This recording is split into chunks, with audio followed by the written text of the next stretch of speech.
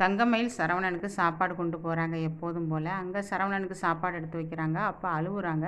ஏன் தங்கமயில் என்னாச்சு, ஏன் அழுவுற அப்படிங்கும்போது, ஏன் மாமா நான் ஒன்று உங்ககிட்ட கேட்குறேன், நான் உங்கள் குடும்பத்தில் ஒருத்தி தானே. ஆமாம், ஏன் இப்போ என்ன எதுக்கு கேட்குற அப்படிங்கிறாரு.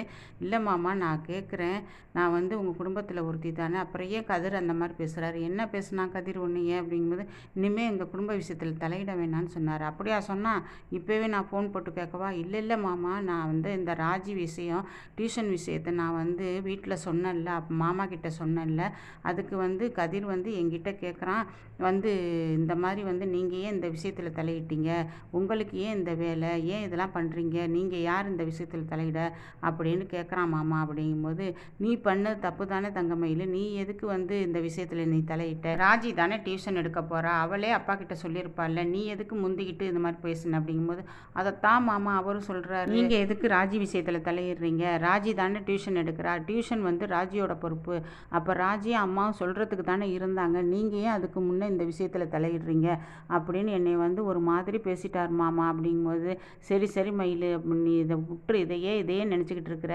மனசை போட்டு குழப்பிக்காத அப்படின்னு சொல்கிறாரு.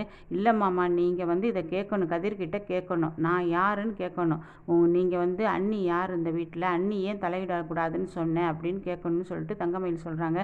சரி சரி விட்டுட்டு சாப்பாடை வை அப்படிங்கிறாரு.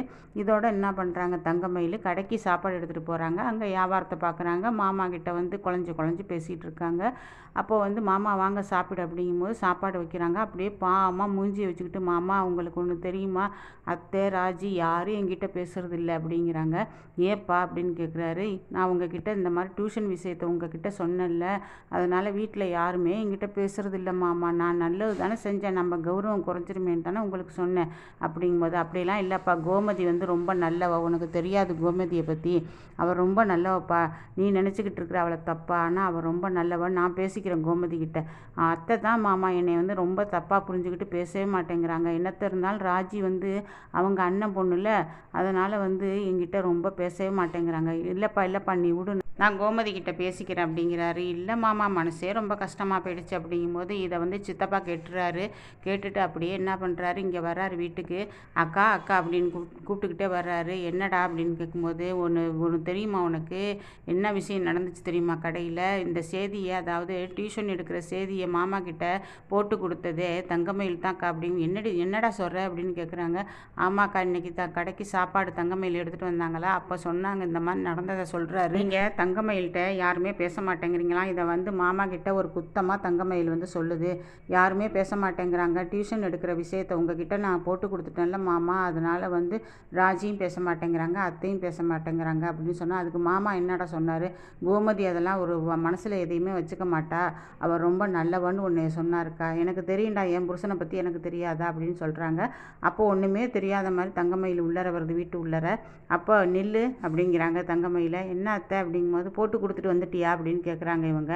ஒன்றுமே தெரியாத மாதிரி நிற்கிது தங்கமயில். கோமதி உடனே திருப்பியும் கேட்குறாங்க, எல்லாத்தையும் போட்டு கொடுத்துட்டு வந்துட்டியா அப்படிங்கும்போது, என்ன அத்தை சொல்கிறீங்க, நான் என்னத்தை போட்டு கொடுத்தேன் அப்படிங்கும்போது, இப்போ டியூஷன் எடுக்கிற விஷயத்த என் வீட்டுக்கார்ட்ட நீ தானே சொன்ன மாமா கிட்ட அப்படிங்கும்போது, ஆமாம் அத்தை நான் தான் சொன்னேன் அப்படின்னு சொல்கிறாங்க. இதை உங்ககிட்ட சொல்ல சொன்னது யார், உனக்கு ஏன் இந்த வேலை தேவையில்லாத வேலை அப்படின்னு பேசிக்கிட்டு இருக்கும்போது அங்கே சரவணன் வந்துடுறாரு. இப்போ கதிரும் அங்கே வந்துடுறாரு. கதிர் வந்தோடனே கதிர்கிட்ட கேட்குறாரு சரவணன், ஏன்டா வந்து அண்ணியை வந்து சத்தம் போட்டியாமல அப்படிங்கும்போது, நான் சத்தம்லாம் போடலைண்ணே, நான் என்ன கேட்டேன் தெரியுமா, டியூஷன் எடுக்கிற விஷயத்தில் நீங்கள் எதுக்கு தலையிட்டீங்கன்னு தான் நான் கேட்டேன், அதனால் எவ்வளோ பிரச்சனை பார்த்தியா, ராஜி பாவம் தானே, பொழுதுக்கு உட்காந்து அழுகுறாள்ல, அப்படி இதனால் அவங்களுக்கு இப்போ என்ன கிடச்சிச்சு, ராஜி டியூஷன் எடுக்காததுனால இவங்களுக்கு என்ன கிடச்சிச்சு, அதை சொல்ல அப்படிங்கும்போது, உடனே தங்கமயில முறைக்கிறாரு சரவணன், ஏன் தங்கமயில் உனக்கு இந்த வேலை, அவள் ராஜி எடுத்துகிட்டு போகிறா டியூஷன், உனக்கு என்ன இதில் இருக்குது அப்படின்னு கேட்கும்போது, அதை தானே நான் கேட்டேன், இதில் நீங்கள் எதுக்கு தலையிட்டீங்க அப்படின்னு தான் கேட்டேன், இதை சொன்னதுனால என்ன ஆச்சு, இப்போ குடும்பத்தில் எல்லாருக்கும் பிரச்சனை வந்துருச்சுல, அம்மா ஒரு பக்கம் முறைச்சிக்கிட்டு நிற்கிறாங்க, ராஜி ஒரு பக்கம் முறைச்சிக்கிட்டு நிற்கிறாரு, இதில் அவர் அப்பா வந்து ஒரே கத்துன்னு கத்துறாருல, அப்படிங்கும்போது இதனால் என்ன வந்துச்சு, குடும்பத்தில் தகராறு தானே வந்துச்சு, இப்போ அவங்களே பேசியிருப்பாங்கல்ல, ராஜியும் அம்மா வந்து பேசியிருப்பாங்கல்ல, அதை தான் நான் எடுத்து சொன்னேன் அவங்கக்கிட்ட அப்படிங்கும்போது, உடனே சரவணை வந்து முறைச்சி பார்க்குறாரு, தங்கமயில முறைச்சி பார்த்துட்டு, உள்ளே வா அப்படின்னு சொல்லிட்டு, உனக்கு ஏன் இந்த வேலை, தேவையில்லாத வேலைலாம் நீ எதுக்கு தலையிடுற, இப்போ வீட்டில் குடும்பத்தில் சண்டை வந்தது ஒன்றால் தானே அப்படிங்கிறாரு. அதை கேட்டு தங்கமயில அமைதியாக ரெடியாக நிற்கிது. நான் வந்து சண்டை போடணும்னு தானே பண்ணேன், ஆனால் பிரித்து கொண்டு போகணும்னு பண்ணதுக்கு இந்த மாதிரி ஆகிப்போச்சேன்னு நினச்சிக்கிட்டு இருக்கு. இங்கே வந்து பாண்டியன் எப்போதும் போல் வந்து கோமதி கிட்ட பேசுகிறாரு. ஏன் நீ தங்கமயில்கிட்ட அப்படியெல்லாம் பேசுறியா, பேச மாட்டேங்கிறியாம்ல அப்படின்னு கேட்குறாரு.